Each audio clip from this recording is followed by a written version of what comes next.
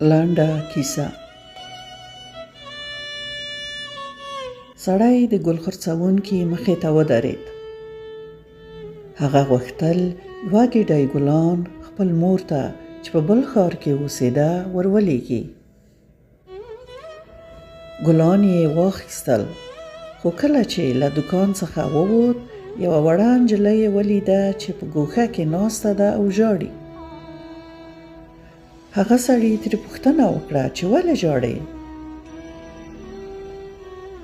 نجلۍ په ژړغونډي غږ وویل: غواړم مور ته مې ګلان واخلم، خو زما پیسې کمې دي.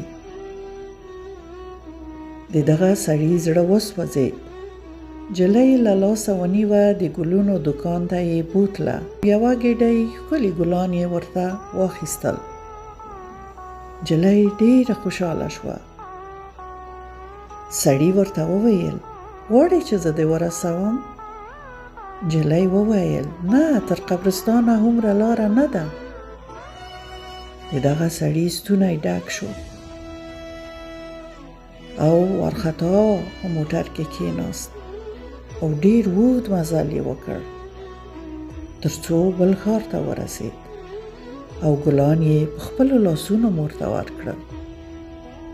شکسپیر وایي: له هغه ګېډۍ نه چې غواړئ زما په قبر یې کېږدئ، یو ګل واخلئ او په ژوندون یې ماته ډالۍ کړئ.